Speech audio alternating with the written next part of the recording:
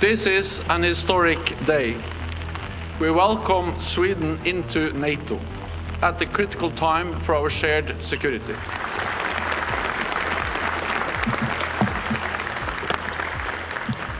For 200 years, Sweden wore the mask of neutrality. It stayed out of world wars, dodged Cold War entanglements, and built a reputation as the quiet, peaceful Nordic state. But that mask has now shattered. Why is a country once known for IKEA furniture and ABBA music suddenly being called a military game changer? How did the land of fjords, forests, and minimalist design quietly build some of the deadliest fighter jets, submarines, and missile systems in the world? So today, Sweden is not just stepping onto the global stage, it's doing so with weapons, tactics, and geography that could rewrite the rules of modern warfare. This is the story of how a so-called neutral Nordic state became a military powerhouse in disguise, and why Sweden's arsenal may be the single most underestimated factor in the battles shaping Europe's future. Sweden officially joined NATO, ending a tradition of neutrality that had defined its identity since 1814. For them, it was not just another flag raised in Brussels, it was a geopolitical earthquake. Secretary of State Antony Blinken met with the Swedish Prime Minister earlier to officially recognize the alliance's newest member. But why? Because Sweden brings something no other NATO member does. A strategic position that turns the Baltic Sea into a NATO-controlled lake.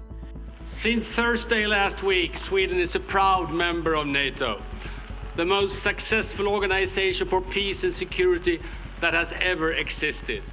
A cutting-edge military that's been underestimated for decades, and a population that has lived with the shadow of Russia as a neighbor and prepared accordingly.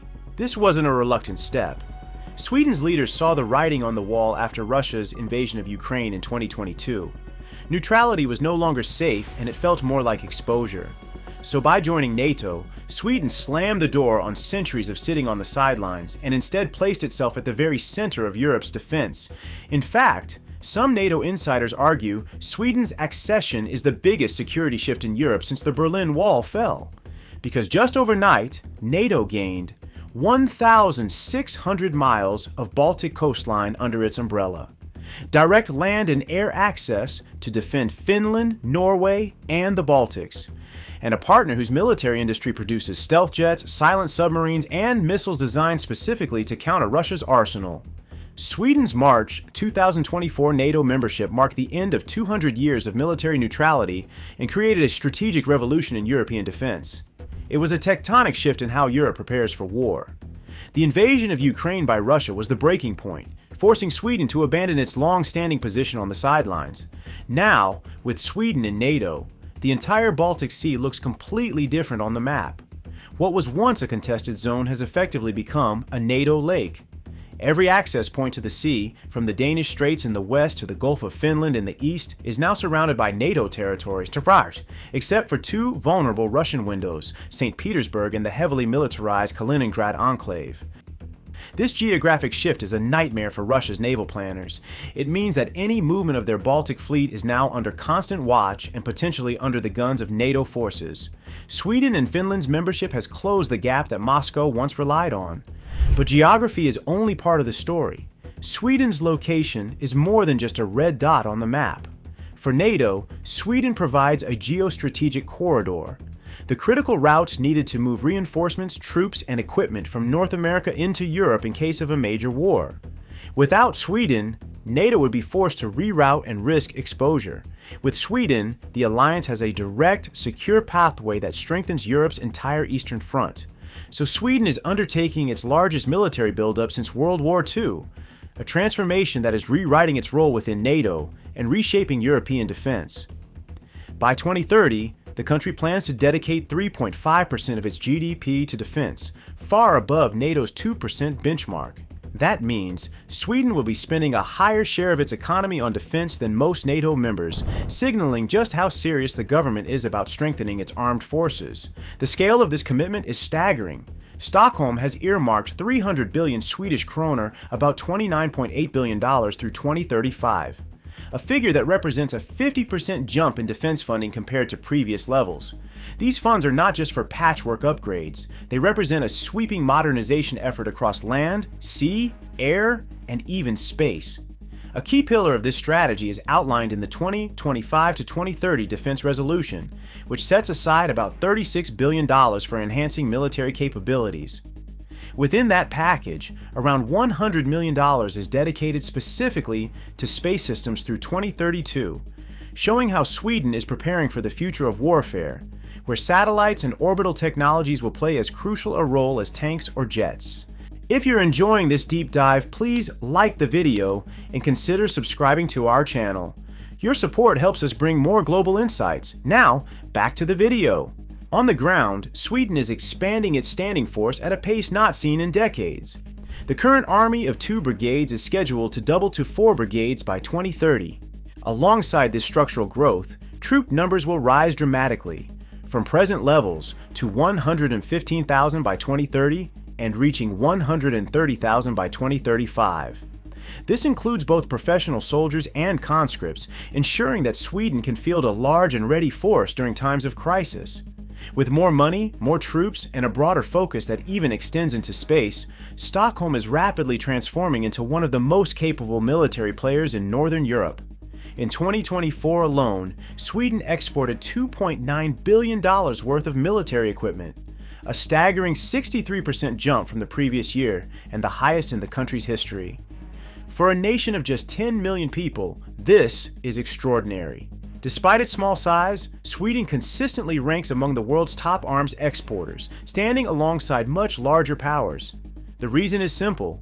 Sweden doesn't just make weapons, it makes some of the most sophisticated high-tech systems across land, sea, air, and even space. Companies like Saab have become global leaders in innovation, producing everything from the Gripen fighter jet, known for being cheaper and more versatile than its rivals, to cutting-edge radar, missile systems, and advanced submarines that are nearly impossible to detect. These exports not only strengthen Sweden's economy, but also deepen its influence within NATO, as many allies now rely on Swedish technology to modernize their own forces. In short, Sweden has transformed itself into a defense powerhouse, punching far above its weight on the global stage, a country whose technology is shaping the very future of warfare. Sweden's most iconic contribution to modern air power is the JAS-39 Gripen E, often called the thinking man's fighter for its cost efficiency, adaptability, and operational philosophy. Unlike the F-35 Lightning II, which demands expensive infrastructure and long runways, the Gripen is built around Sweden's doctrine of total defense, preparing for survival even under invasion. It can take off and land on civilian highways, requiring only a handful of technicians and a fuel truck to keep it combat ready. The Gripen E's AESA Raven radar, electronic warfare suite, and network-centric combat systems allow it to link seamlessly with NATO allies while remaining independent from US supply chains. With operating costs nearly a quarter of the F-35, the Gripen is strategically engineered to deliver maximum firepower at minimal expense. Today, Sweden's Air Force fields 96 Gripen C or D fighters, while the Gripen E is entering full combat service with enhanced range, weapons capacity, and survivability. Its export success, including contracts with Brazil, demonstrates not only Sweden's defense innovation, but also its ability to provide NATO with alternatives to the US-dominated systems. On the ground, Sweden's Archer 155mm self-propelled howitzer has set the global standard for shoot-and-scoot warfare. Fully automated, the Archer can go from road march to firing position in 30 seconds, unleash 3 precision rounds in 15 seconds, and relocate before enemy counter-battery radar even registers its position. In total, it can deploy, fire, and vanish within 75 seconds, making it one of the hardest artillery systems in the world to neutralize. Its ability to execute multiple rounds simultaneous impact, known as MERSI, where shells fired at different angles land on the same target at the exact same time, gives the system a devastating psychological and physical edge. No other NATO member currently fields an artillery piece with Archer's automation and survivability. For NATO, integrating Archer strengthens Europe's artillery backbone at a time when the war in Ukraine has exposed how decisive long-range fires are in modern conflict. Below the waves, Sweden has quietly built one of NATO's most unique and lethal advantages: the Gotland-class submarine. These diesel-electric boats equipped with air-independent propulsion can remain submerged for 2 weeks. In shallow and enclosed seas like the Baltic, they are virtually undetectable, a nightmare scenario for Russian naval planners. Their stealth reputation was cemented in 2005 when a Gotland, during the U.S. Navy War Games, penetrated the defensive screen of the nuclear-powered USS Ronald Reagan Carrier Strike Group and sank it in simulated combat. The incident shocked Washington, demonstrating that Sweden's undersea technology could outmaneuver the most powerful navy in the world.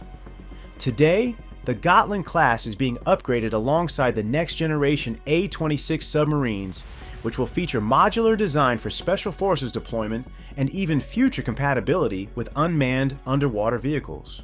In NATO's northern flank, where Russian submarines from Murmansk frequently test alliance defenses, Sweden's subs give the alliance an asymmetric tool that nuclear-powered US and British subs cannot replicate in shallow waters. Then there is Sweden's total defense system, which is one of the most unique and modern approaches to national security in the world. Instead of relying only on the military, Sweden brings the entire society into the defense structure. This means the military, government agencies, local municipalities, private companies, and even regular citizens all have defined roles in keeping the country safe during a crisis. The idea behind this system is straightforward.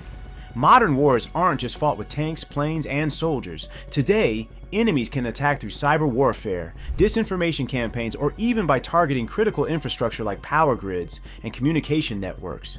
Because of this, Sweden prepares its whole society, not just its military, to withstand these challenges.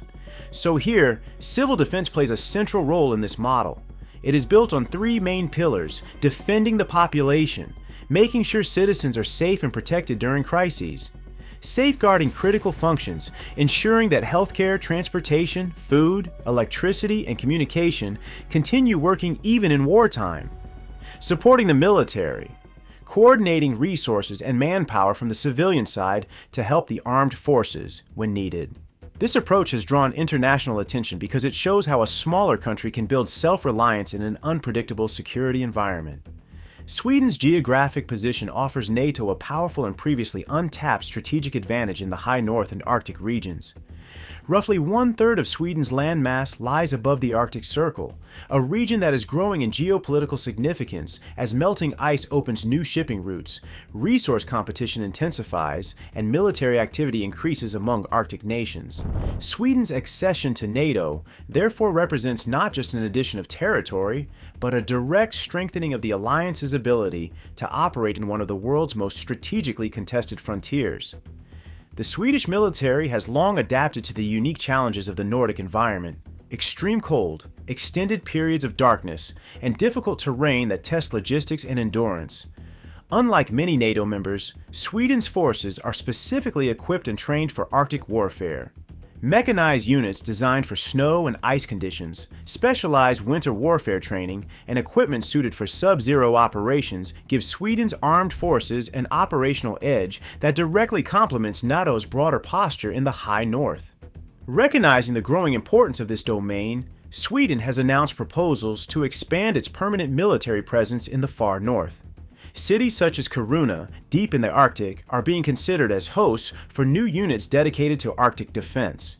These deployments would allow rapid response to threats across both the Arctic frontier and the strategically vital Baltic Sea region, effectively bridging NATO's northern and eastern defense zones. The integration of Sweden into NATO also creates a defense network that complicates Russian military planning.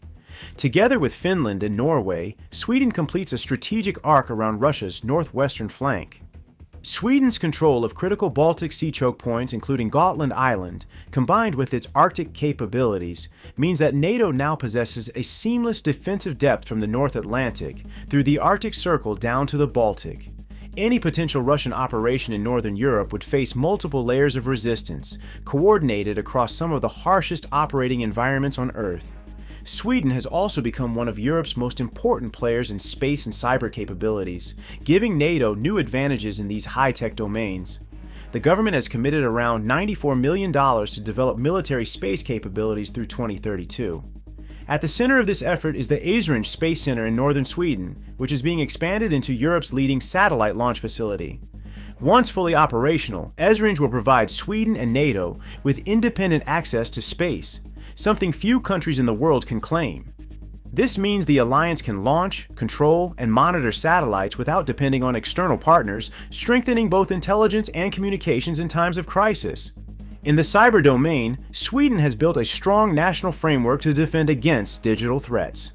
The creation of the National Cybersecurity Center brings together multiple agencies, including the Swedish Armed Forces, the National Defense Radio Establishment, the Security Service, and civil contingency organizations. This structure ensures that both military and civilian networks are protected through coordinated action. Sweden also invests heavily in training, with its forces regularly joining advanced cyber warfare exercises such as Cyber Flag. These exercises sharpen their ability to defend against large-scale cyber attacks, while also testing offensive measures that could disable enemy systems.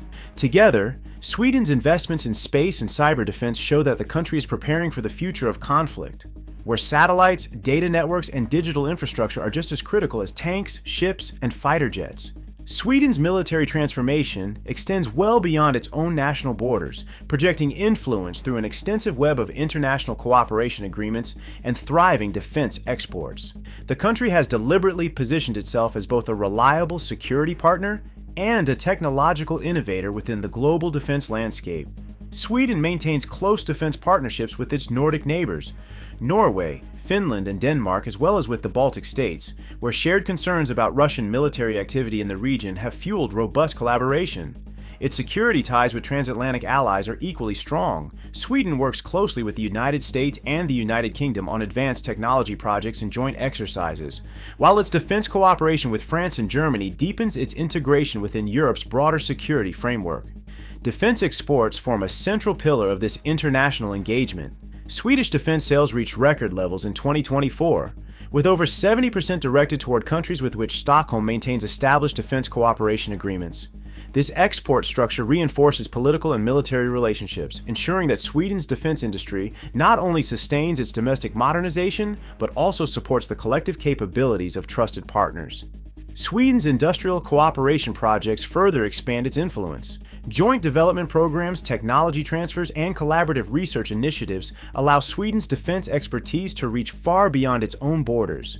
This is particularly valuable for small and medium-sized nations seeking advanced capabilities without relying exclusively on the defense products of major powers. Sweden's ability to design cost-effective yet technologically sophisticated systems, such as the Gripen fighter aircraft and advanced missile systems, provides allies with credible alternatives that strengthen collective defense resilience. In this way, Sweden's global defense role is not limited to traditional military cooperation, but extends into the industrial, technological, and diplomatic domains, ensuring that its transformation contributes to shaping security environments both regionally and worldwide. Sweden's NATO membership has completely changed the balance of power in the Baltic Sea. With Sweden now inside the alliance, NATO gains direct control over critical shipping lanes and maritime choke points that are vital for European trade and security. This gives the alliance a far stronger hand in one of the most strategically contested waters in Europe. Sweden's navy, already highly skilled in Baltic Sea operations, is now fully integrated with NATO's maritime forces. Together, they create unmatched sea control capabilities. Sweden also brings advanced submarines and powerful coastal defense systems to the table, tools that make it very difficult for Russia to operate freely in the region. On top of this, NATO can now better protect vital undersea infrastructure like gas pipelines and communication cables. These networks are the lifelines of Europe's economy and connectivity, and Sweden's naval expertise ensures they are far less vulnerable to disruption. Perhaps the most striking part of Sweden's transformation is how far it has come from its old identity. Once seen as a neutral peacekeeper, Sweden has now become a cornerstone of NATO's collective defense posture. With a relatively modest population, the country nonetheless brings outsized influence through technological innovation, strategic geographic positioning, and forward-thinking defense planning. From safeguarding the Baltic Sea's maritime arteries to integrating cutting-edge aerospace and cyber capabilities, Sweden is no longer just a regional actor. It has become a global game-changer in modern military affairs. If you found this analysis valuable, please consider subscribing to our channel for more deep dives into geopolitics. We would love to hear your thoughts. Drop your comments below and let us know what you think. Thank you for watching, and see you in the next video.